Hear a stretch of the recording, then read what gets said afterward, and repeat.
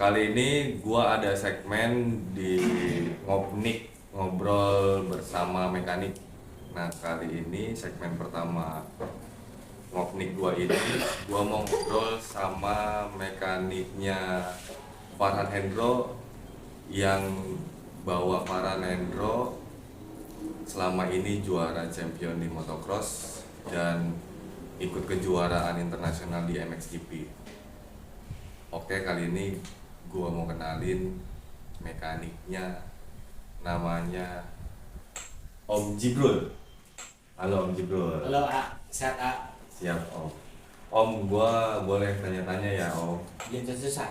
Siap Om. Sebelumnya gua mau tanya tentang sebelum lu bergabung sama Farhan, background lu apa sih Om sebelumnya itu Om? Maksudnya sebelum ke motocross ini, Ya, basicnya ya bengkel pinggir jalan aja. oke. Punya hobi keluar malam, Mhm. terus kebetulan bisa bikin motor sama bawa motor. Ya cuman mekanik pinggir jalan lah bisa. Berarti background lu intinya dulunya pernah jadi pembalap juga atau joki lah? Kalau balapan dulu nggak serius, cuman ya sekedar balap aja. Oh gitu, liaran-liaran lah ya. Iya, jalan, road race. Sebelumnya lu di daerah mana? Gua kecil itu di Karangtengah, Oh di di Karangtengah. di daerah Pondok Labu. Oh Pondok Labu, ya ya. Terus udah mulai serius, kebetulan orang tua pindah ke daerah Cinere, mainnya di daerah Limo. Oh di daerah itu. Mungkin karena pas di Cinere, lu awal perjalanan lu ketemu sama AHRS atau sama timnya Farhan sendiri seperti apa tuh? Jadi sebelum kenal Farhan itu karena dulu gue punya pembalap. Jadi dulu pembalap gue masih baru-baru balap. Terus dia sekolah di Farhan. Jadi akhirnya sering ketemu lah gitu. Oh gitu. Terus sempat apa namanya, balap bareng, terus gabung sama sekolah Kargus ARS juga. Oh gitu. Jadi awalnya sempat dari Karkos dulu berarti ya? Iya, iya. Baru ketemu sama pembalapnya Iya. Farhan nih Iya. berarti. Nah, gue mau tahu nih Om, waktu pertama kali lu bergabung sama MX timnya ARS dan pembalapnya Farhan, itu pembalapnya cuma Farhan aja atau ada yang lain lu handle-nya? Kalau dulu awal-awal itu kan karena sekolah ya, jadinya di tim itu ada kayak tim inti. Tim intinya itu ada Farhan, Del Victor, sama Reza. Itu tim intinya, tim inti AHRS. Oh gitu. Nah, itu tahun 2012-13 kalau nggak salah. Terus dari situ di sebelah pedoknya itu baru anak-anak sekolahnya Farhan. Oh gitu. Oh berarti dulu sempat ada racing school juga berarti Iya, ya? ada racing school juga. Jadi bareng sama Farhan itu awalnya ya karena mantan pembalap saya ini sekolah di Farhan gitu. Karena dulu sebelumnya lu handle yang sekolah sama Farhan Iya, berarti. betul. Nah, kalian pasti penasaran nih awal pertama kali Om Jibril ini pasti pegang motor apa sih Farhan sebelumnya gitu kan? Ayo kita tanya. Sebelumnya karena di belakang gua ini kan ada motor KTM nih. Pasti kan kalian juga penasaran ya sama motor KTM, tapi sebelum motor KTM ini kita ulas bareng mekaniknya, kita tanya dulu sebelum pegang KTM, Om balapnya Farhan dulu balapnya pakai motor apa sih Om mereknya? Saya ikut Farhan itu di bareng sama AHRS itu di 2012 akhir 13 kalau nggak salah. Tim inti AHRS itu Farhan masih pakai KTM kebetulan. Pakai KTM. Cuma waktu itu cc-nya masih 250 karena belum ada kelas MX1 atau MX2 Dulu ya. itu. Nah, sekarang kan ada kelasnya, jadi MX1 itu 250 ke atas kayak 3,5 atau 4,5, nah itu MX1. Nah kalau MX2 nya ini 250 cc. Hanya 250 cc aja. Gitu.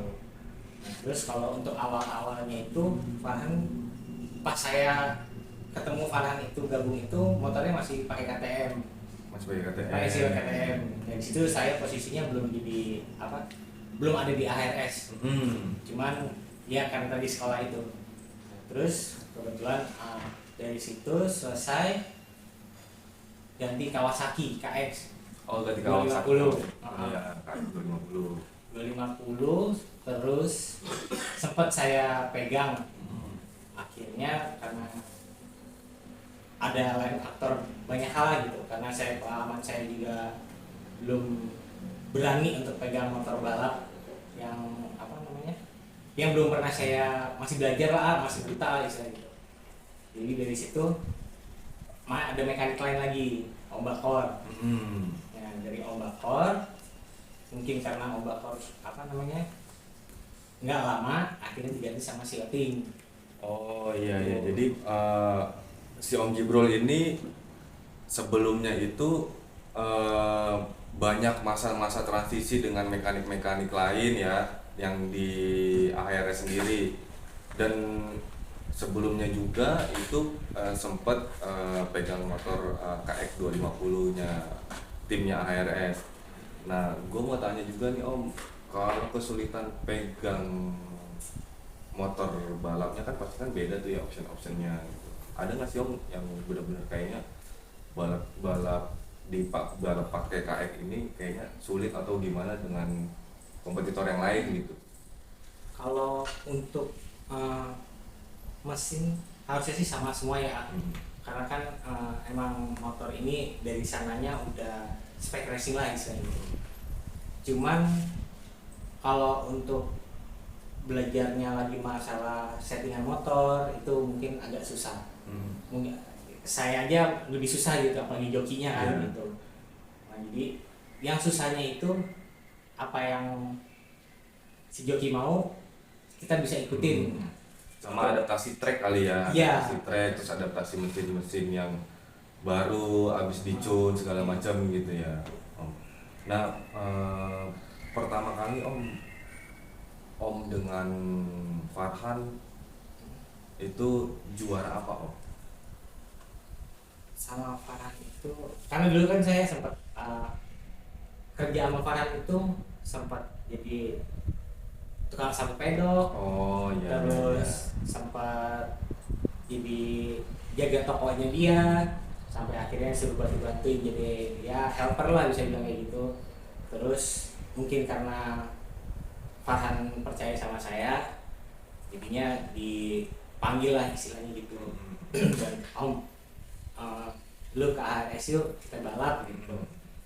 Siapa sih yang nggak kayak wah gila orang Hendro ngelawan gue gitu. Kayak gitu dengan ruang lingkupnya AHRS sendiri kan legend banget gitu ya. Dulu gue balap selalu pakai AHRS ya. Oh minimal knalpot.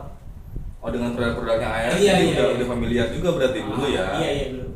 Jadi kayak kayak gila akhirnya gue bisa di AHRS gitu. Jadi kayak kayak bukan jadi kenyataan. Dream of future lah ya. Iya gitu. Siapa sih yang di AHRS gitu. Jadi guys, ini unik juga nih guys. Jadi sebelumnya itu lika-likunya banyak ya.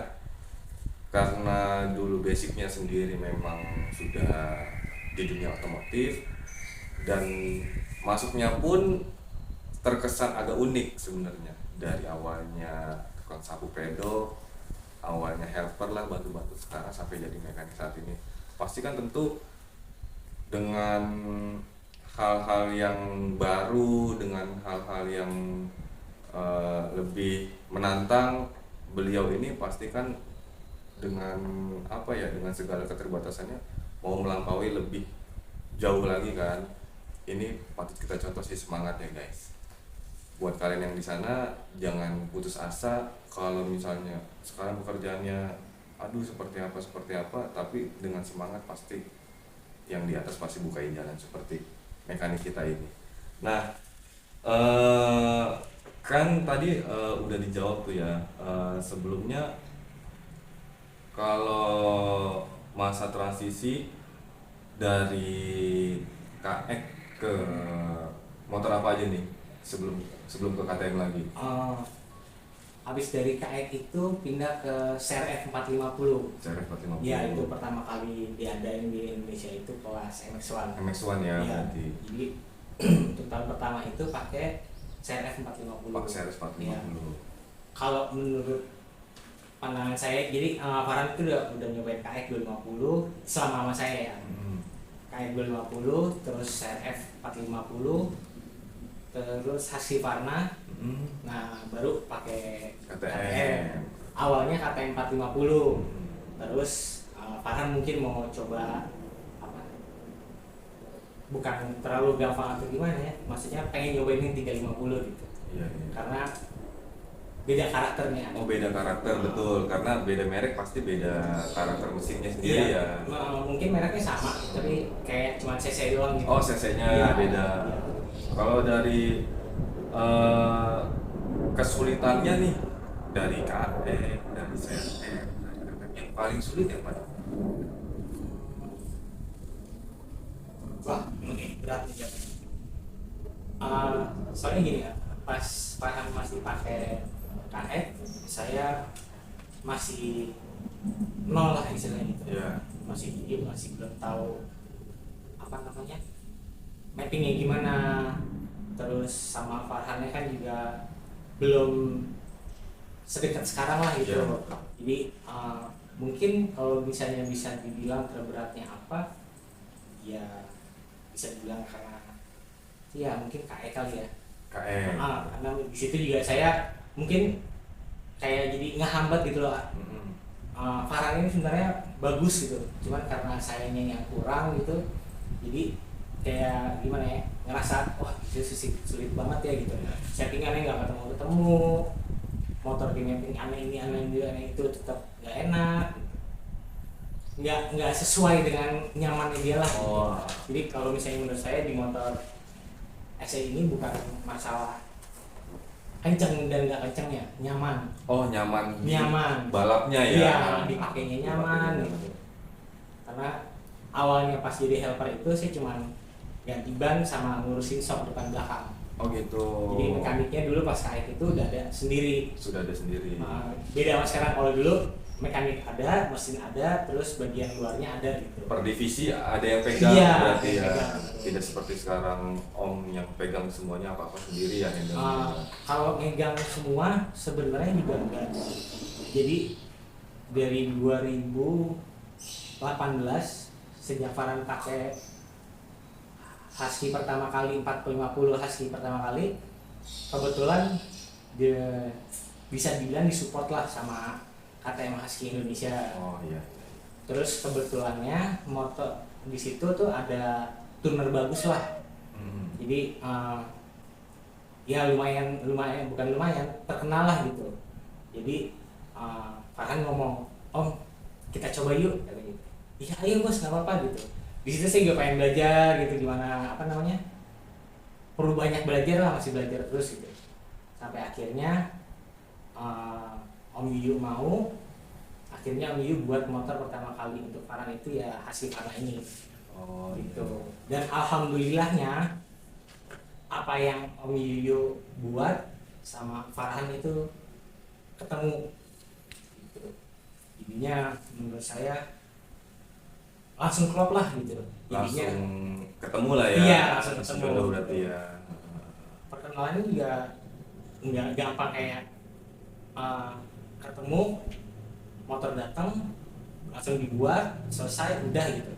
Kalau Om Yuyu ini enggak, dia lihat motor sebelum dibuat dulu seperti apa. Om Yuyu datang latihan, lihat, Om Yuyu mungkin ya expert gitu ya, jadi tahu oh ini joki ini butuh motor yang seperti ini gitu. Berarti Om Yuyu ini factory-nya dari KTM dan Husky berarti? Bisa dibilang dia suhu lah. Suhunya di Husky dulu sebelum di KTM ini dia sempat di tim Husky. Ya, motor apa aja bisa sih sebenarnya.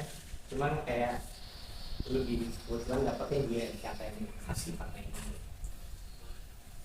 Sama ini kalau Om kan udah pernah lewatin event-event skalanya nasional ya. dari event nasional dulu deh sebelum kita beranjak ke internasional. Event nasional AA itu yang paling banget berkesan apa itu? Nasional nih. Iya. Waktu di mana tracknya atau yang paling berkesan banget lah. Kalau ditanya masalah berkesan, semua balapan sama Farhan itu semuanya berkesan. Oh, nggak ada yang enggak, semuanya nemuin hal baru. Hal baru ya. Cuman yang berkesannya itu bukan balapnya Pak. Bukan balapnya. Nah, dapat juara kejurda ya, kejurda motocross itu pertama kali dia juaranya itu kayak, wih gila, enak juga ya. oh begini malah loh rasanya. pertama kalinya itu bukan di kejurnas malah. Bukan Kejurda malah. Kejurda tahun pertama juara daerah Jawa Barat, terus tahun berikutnya juga juara lagi. Pasti kan rasanya gimana euforianya, gua nggak bisa bayangin deh tuh guys. Gimana ya, kayak pertama kali kita bawa pembalap, terus pembalap kita juara, wah itu bener-bener rasanya itu, wah udah nggak bisa dibayangin lagi sih itu ya. Kayak gimana ya, kan kalau saya sih anggapnya di sama Farhan ini saya hanya ngebantu dia, ayo semangat, jadi semangatin dia, bikin dia lebih semangat lagi ya. Alhamdulillah sih ya. Kalau event tadi kan event nasional ya, waktu berkesannya kan pas di kejurda pertama, juara pertama gitu kan. Kalau di event internasionalnya sendiri ya, yang pernah ikutin selama ikut sama Farhan Hendro itu apa aja gitu? Tahun berapa tuh ya, 2016 atau 17 itu pokoknya MXGP pertama kali lah. MXGP pertama kali. Farhan masih pakai motor KX. Masih pakai KX. Jadi tapi waktu itu 450 cc-nya. 450. Ikut MXGP di, kalau nggak salah ya, di Pangkal Pinang, karena saya nggak ikut. Jadi hanya Farhan, manajer sama mekanik. Iya. Karena kalau di internasional gitu kan terbatas ya. Iya betul. Kru-krunya tuh terbatas, jadi kayak yang nggak perlu amat, nggak usah lah gitu. Itu kalau saya nggak salah info ya, Farhan itu orang Indonesia pertama yang ngedapetin poin di MXGP ya dia. Wih, hebat. Meskipun kecil ya, meskipun di bawah gitu, cuman kan tetap aja ada nama lu nih, ada poin. Iya gitu. betul lah, maksudnya kan seenggaknya anak bangsa itu benar-benar diapresiasi banget kan. Gitu waktu itu dengan skillnya dan kru-krunya, apalagi mekaniknya yang benar-benar semangat buat sampai ke titik itu kan, itu benar-benar hal yang sangat wah sekali gitu. Kalau event MXGP kan internasional ya, pasti kan berhadapannya kan sama orang-orang skala dunia kan, mekanik, pembalap, kru dan alat-alatnya udah istilahnya lebih wah banget lah gitu kan. Kesulitannya apa sih ya? Kesulitannya pede sama diri sih ya. Oh, percaya dirinya. Iya, percaya diri untuk disangkanya ya. Iya. Saya kan istilahnya dari ya siapa sih gua gitu. Kayak di pinggir jalan lah gitu. Terus akhirnya kayak MXGP yang kalau di aspal kayak MotoGP lah gitu ya. Jadi kayak wah gila. Itu rasanya sampai sekarang sih gua nggak lupa, meskipun ya cuma sekedar batu-batu juga gitu lah gitu. Bukan langsung mekanik pertama bukan mekanik langsung gitu. Kayak wah gila ya. Sampai bisa ngebawa sampai skala internasional kan? Iya. Terus begitu ya kayak misalnya lu deh, misalnya lu suka di aspal nih. Terus tiba-tiba lu mekanik road race gitu ya. Terus tiba-tiba lu jam karir lu lumayan, terus sampai akhirnya lu dapat kesempatan untuk bawa pembalap lu ke MXGP ke MotoGP gitu ya, kalau di aspalnya, kalau di di tanah MXGP gitu ya. Ini jadi kayak wah gila, siapa sih nggak senang. Itu mental ya berarti ya yang iya, benar-benar dipertaruhkan ya.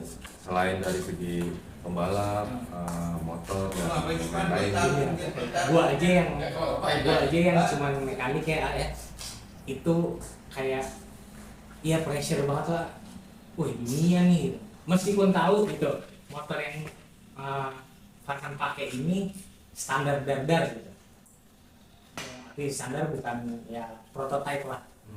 Gitu. Jadi udah racing di atasnya racing lagi gitu. Tapi alhamdulillah yang pembalap gua tuh semangat banget. Dia ke overlap itu menit ke 14. Dimana waktunya tuh 30 menit, jadi setengah perjalanan race-nya itu baru dia di overlap. Berarti fisiknya patut diapresiasi juga sih, maksudnya dengan di menit 14 dengan maksudnya kan adaptasi track terus suhu dan lain-lain kan, udah gitu kan Pasir. namanya balap kan pasti kan ada faktor-faktor X lah gitu kan yang patut diapresiasi juga sih guys. Dan tadi kan bicara soal motor, kata Om ini kan motornya standar dan penasaran banget kan kalian kan apa sih kalau di MXGP pasti kan kalian pikirnya apa ya, ada yang di bore up, apa ada yang spesial, apa ada yang apa, boleh dikasih tahu sedikit gak nih Om spek-speknya yang kemarin di MXGP itu dengan sistem seperti ini, apakah ada yang diganti, apa pistonnya yang diganti atau EQ-nya yang diganti atau dari segi shocknya diapain atau di ribuan lagi atau gimana gitu? Ini setahu saya ya, kalau motor Farhan ini kan EQ-nya standar. Standar berarti Iya, EQ-nya. EQ-nya standar. Cuman kalau misalnya kayak di motor-motor sekarang tuh kayak remap lah gitu. Oh, remap. Iya, kayak cuma di mapping doang gitu. Terus melawan motor yang dimana shock depannya itu ini udah racing nih. Dia punya lagi gitu. Punya lagi yang Yang di teknologinya atasnya, ya, iya. teknologinya lebih bagus lagi Iya. gitu. Jadi kayak kenapa tadi saya bilang motor yang Farhan pakai itu standar dar, mesin ya hanya remap, terus shock juga istilahnya dibuat ulang sesuai sesuai kebutuhan dia gitu. Ini udah gak standar, ini motor ini shocknya udah gak standar, cuman gimana ya bahasanya, Sudah enggak semampu pembalap luar lah gitu. Oh iya. Terus kalau masalah part juga pasti kan ya sama lah, semua mesin pasti ada yang dibubut, pasti ada yang di bahasanya apa didial ulang gitu. Tetap lah ya untuk pengerjaannya dengan SOP seperti kita mau balap di Indonesia aja ya berarti ya. Mereka tuh sampai boosternya istilahnya beda beberapa gram. Oh, sampai seperti itu juga. Iya, baut. Kalau sebelum balap ini dihitung nggak sih ya bobotnya? Enggak. Oh, nggak dihitung. Enggak ada. Berarti free ya, bebas berarti ya. Farhan kemarin pas MXGP ini yang terakhir ini bawa 2 motor kan? Oh, 2 motor. Leket tuh, 450 sama 350. Ya. Cuman karena faktor kurang teliti, jadi saat udah mau latihan motor sempat masalah nih ya. Oh gitu. Tiba-tiba motor nggak mau hidup. Sampai akhirnya mau hidup. Akhirnya tetap dipakai yang 4,5 ini. Di tengah free practice itu motor mati lagi ya. Oh, itu berarti yang motor satunya ini motor cadangan? Iya, atau... motor ini yang 3,5 ini cadangan. Oh, yang ini cadangan. Ini cadangan. Yang dipakainya di 4,5 berarti. Iya, dia beloknya 4,5. Dimana 4,5-nya itu pegangan dia lah, karena pas yang MXGP sudah latihan kemarin, segala macam lah dipakai itu ya. Pas MXGP kemarin karena motor ini motor baru lah. Jadi emang mungkin 2 motor lebih enak kali ya gitu. Jadi harus ada motor. Jadi ada prepare ya. Cuman ini 3,5. Yang dipakai waktu pada saat final MXGP kemarin yang dipakai Pas race-nya. Pas race-nya ya ini 3,5 ini. Oh, 3,5 guys, ternyata guys. MX1 guys. Bukan pas setengah, lawannya semuanya pas setengah. Pas setengah prototype. Istimewa. Prototype guys. Jadi itu bukan diproduksi massal ya guys. Jadi itu memang seperti MotoGP aja lah, spesialnya partai spesial, soket spesial dan lain-lainnya. Jadi CC-nya juga berbeda dengan yang lain ya, Iya. pasti kan pas tengah yang Cuman Farhan doang yang gitu. hanya Farhan aja pembalap Indonesia, anak muda bangsa yang mau dan bisa melawan pembalap-pembalap kelas dunia dengan pakai motor 3,5 ini. Standar ting-ting lagi guys, cuma dari map dan ya pistonnya standar. Ini semuanya ini Semuanya standar. kecuali head. Kecuali head. Kalau head ya sudah jadi rahasia umum lah ya. Kalau balap pasti enggak afdol kalau nggak di setting headnya atau di dial ulang gitu.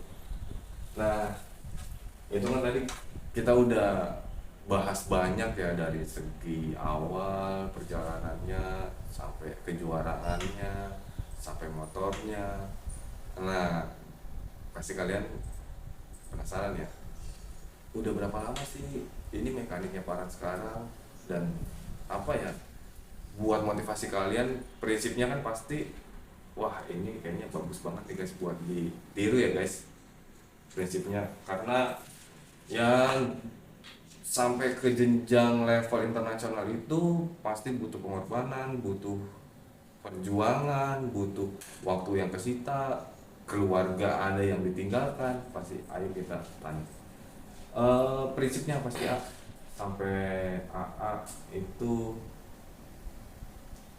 sampai ke level inilah gitu, dengan perjuangannya dan momen-momen apa yang bikin sampai gua nih harus bisa gitu. Ya gimana? Oke nggak sih kalau misalnya saya bilang saya tuh bisa ikut Farhan sampai sekarang itu karena faktor hoki. Kalau faktor hoki sih menurut gua sih ya om,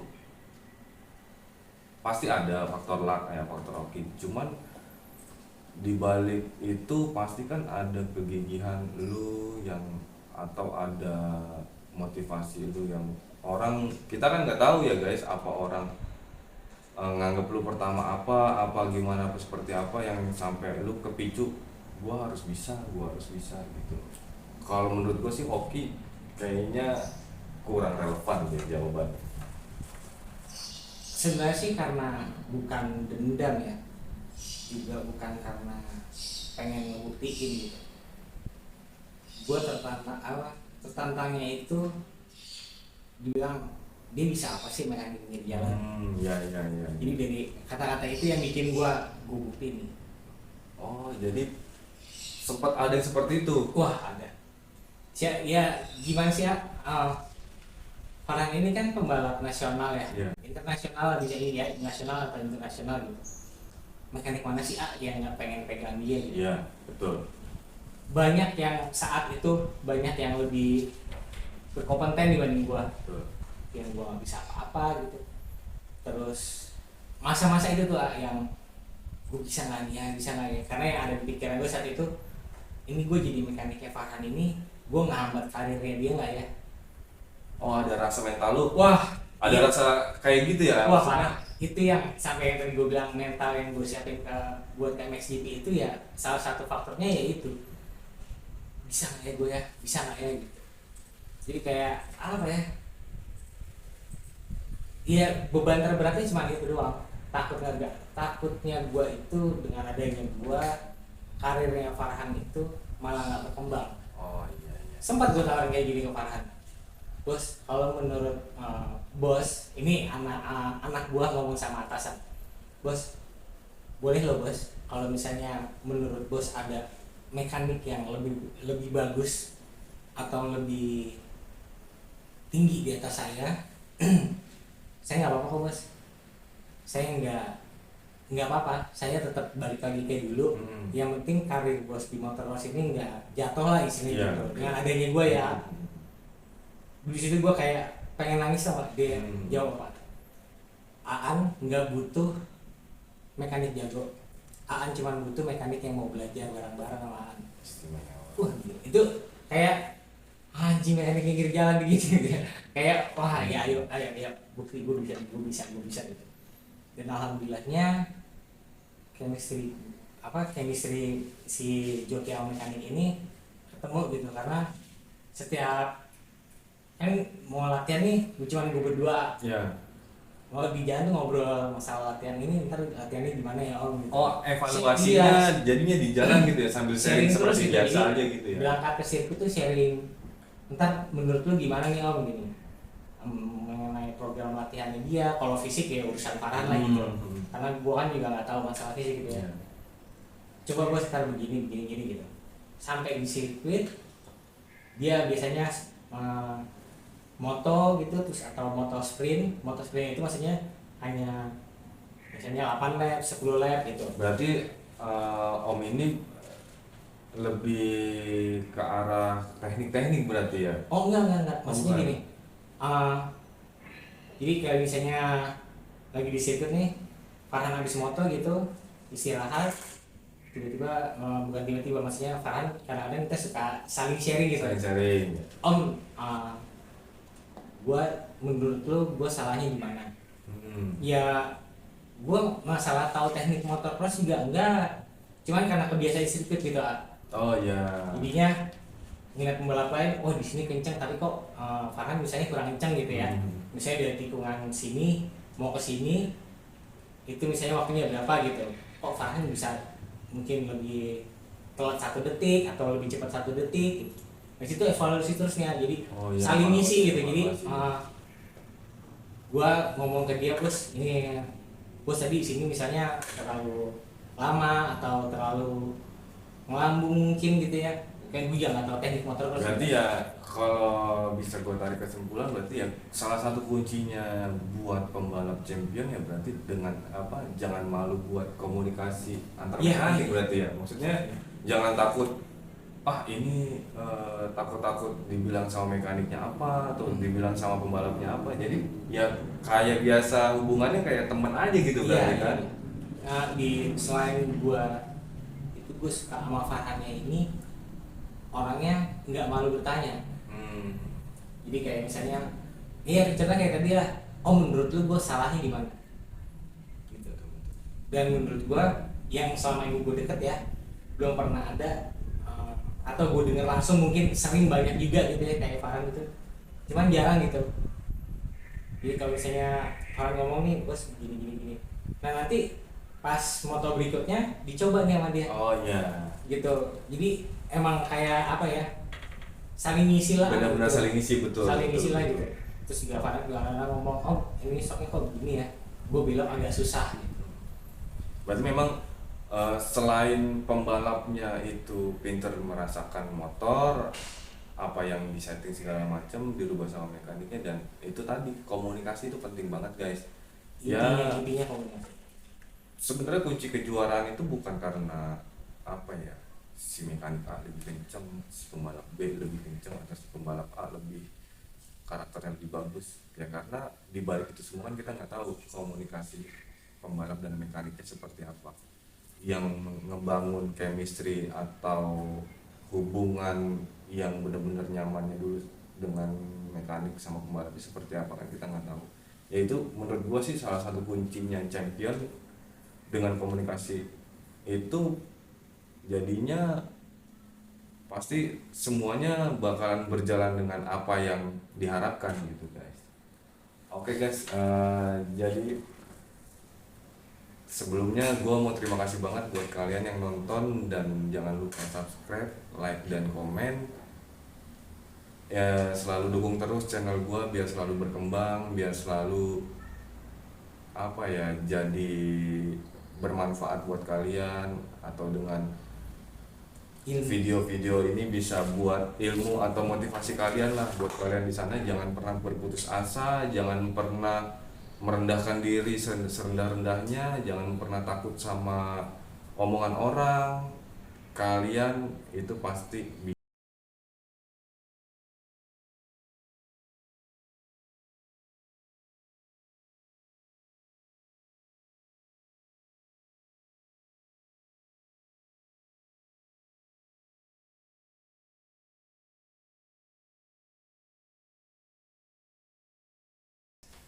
Assalamualaikum warahmatullahi wabarakatuh.